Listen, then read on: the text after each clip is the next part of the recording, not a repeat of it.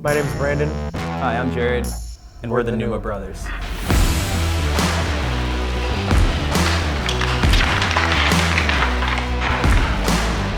We are the founders of NOOMA. So NOOMA is an organic, clean ingredient sports drink. We were athletes growing up, got a bunch of free sports drinks, and turns out we realized we hated them. So while I was still in college, Brandon was playing the minors, we started a side hustle, and it was creating a better sports drink.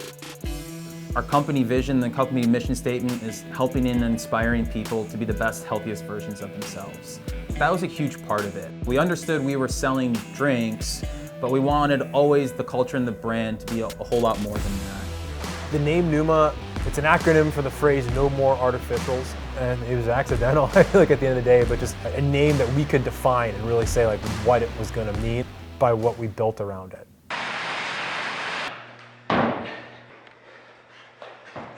We have a love for health and wellness. It's core to what NOOMA is, and it's reflected in our products. I think one of the things that we were really passionate about was just like the importance of organic ingredients. We didn't want to take any shortcuts with what we're doing, and understanding that, you know, there's also so many more layers when you look at why organic is important, from obviously just the quality and the efficacy of the products that you can make, but also too the impact on the environment. The more we understood about it, the more committed we were and are to continue to use organic product. We have a sports drink, an energy drink, a hydration mix, and there's another one dropping soon. The core of all of our products is using real and functional ingredients. Organic coconut water, Himalayan pink salt, some organic flavors, a little bit of organic stevia. Our energy drink, we're using a little bit of that organic coconut water as the base, but organic bean coffee bean. We're using a bunch of cool adaptogens that have some really good functionality to them, like ashwagandha, maca, ginseng. There's a lot of good ways that we can incorporate and find those benefits that we're looking for in the types of products we want without having blue dye 7 or just fake sugars or things that we wouldn't want to be putting in our body. Starting NOOMA, it was definitely that humble beginning. When we decided to launch it, it was literally launched out of mom's basement for a year. Yeah, we converted my room at the time into the office, and then I moved down into the basement and lived with Brandon down there.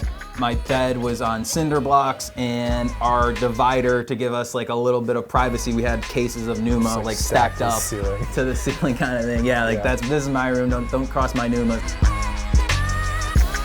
I think the story of us moving into the warehouse, the first day we had, I think it was like 17 trucks coming of our next production run, and we wanted to get them in here. The lift wasn't in, the driveway wasn't paved, so we're just like, all right, we're gonna have to just unload these ourselves and rent some forklifts. But you know, we learned to drive forklifts and got certified and unloaded trucks, and I'd never done it before, and that was just 600 pallets. 600 pallets, just who we were. Just like, well, no one else is gonna do this, so I guess we're gonna have to figure it out.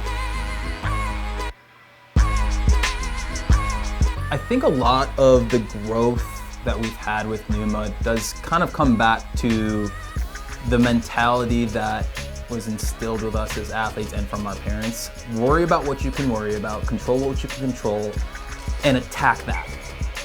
I think the other thing too, that our parents instilled in us, you're going to work and earn your keep. And we both got our first jobs in 6th grade.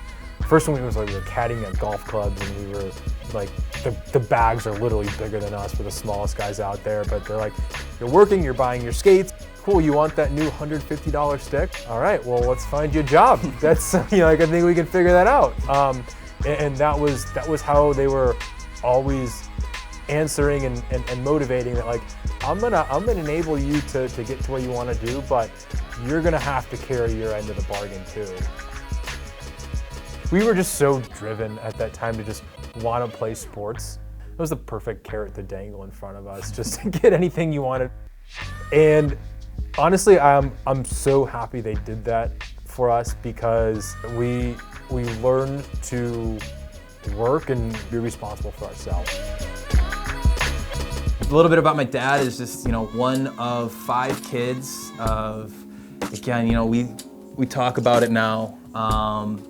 He Grew up in rural Mississippi in the 50s and 60s. Graduated high school at 16 because him and his brother tested out to get going to college and were math majors, and then pivoted to computer science. Talk about the relentlessness that we try to run our business with.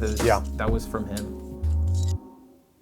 Our mom is from Cleveland, was born on the west side. My dad was an orthopedic surgeon and my mom was a physical therapist, so they met at the hospital. Our dad, he passed away when I was 20. So right before I went off to college, our dad died, he had heart failure, and yeah, it was definitely obviously a big shock to our world. Our parents had worked so hard that we always went to great schools, we lived in great neighborhoods. We didn't have those crazy experiences that I know my dad had and that so many other Americans have right now and are experiencing. And not that we haven't faced, racial profiling, like 100% we have, but it isn't on that same level. The realization for us really encouraged us to get out there and connect a lot more. Oftentimes it was just the way that we lead and making sure that we could share our story. It doesn't always have to just be, like I said, the big statements we make, but it can also just be the example we set. We created Sweat and Do Good as kind of just its own little department under NOOMA. We want to be supporting those causes that help those who, for whatever reason, can't enjoy the benefits of a healthy, fit lifestyle. And as we got out there into the communities, we saw again that it was really homogeneous and that it wasn't a very diverse crowd that we were always dealing with. Oftentimes noticed same deal that it was at the hockey rink. Just like, it's just me and you here. Like everyone was like, you're the only minorities here. And trying to use our voice as a brand to highlight, educate, invite, and just try and make as much of that fitness scene that we've become a part of inclusive, and just bring more people towards it. 1, 2, 3,